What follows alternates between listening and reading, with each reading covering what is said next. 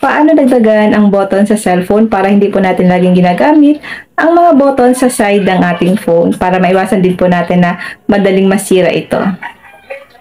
Open lang natin ang phone settings, scroll down, click natin ang additional settings. Sa ibang device po, kung ang nakalagay po sa inyo ay accessibility, click nyo po ang accessibility. Pwede nyo po ditong i-search ang accessibility menu. Click nyo na po ang accessibility menu. Back lang natin guys, isa-isahin lang natin. Scroll down nyo po, click natin ang additional settings. Click accessibility.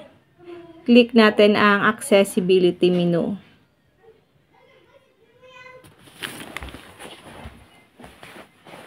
Accessibility menu, shortcut. About this function, this is a large on-screen menu used to control your phone from the menu. You can lock your screen, adjust the volume and brightness, take screenshots, and more. Kailangan lang po natin ito guys, i-turn on. Kapag tinurn on po natin ito guys, ito po yung magiging dagdag niyang button sa screen lang po ng ating phone.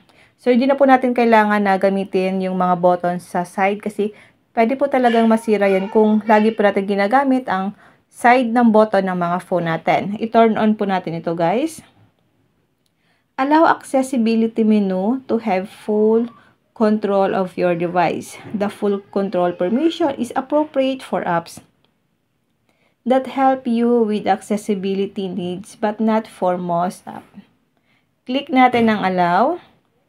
Piliin po natin ito guys, accessibility button. I-check din natin ito. So, pwede po natin ito guys gamitin. Tsaka ito. Then, click natin ang okay. Ayan. Back lang natin. Makikita nyo na po na meron ditong 3 dots. Ito pong 3 dots, kapag tinap natin ito po ang lalabas. So, pwede tayong mag-click ng assistant. Ayan guys. Back natin. Click ulit natin ang 3 dots.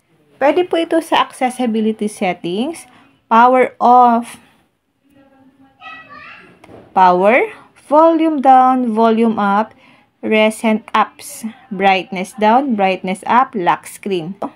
Sa recent app, click mo lang ito para makita nyo po yung mga applications na ginamit natin. Click ulit natin ang 3 dots. Ayan guys. Volume down, volume up. So, hindi na po natin kailangan gamitin lagi yung mga button sa side natin. Pwede nyo po siyang pahinaan. Ganyan guys. Volume up. Ayan. Ganun lang po ang gagawin natin guys. Once na gusto nyo pong dagdagan yung button sa screen ng ating phone. Halimbawa naman po ayaw mo nang gamitin itong settings na ito guys. I-click mo lang itong 3 dots. Click accessibility settings. Click accessibility menu. Kung ayaw nyo na guys gamitin ha, click nyo po ang shortcut. I-turn off nyo lang po. Then back natin.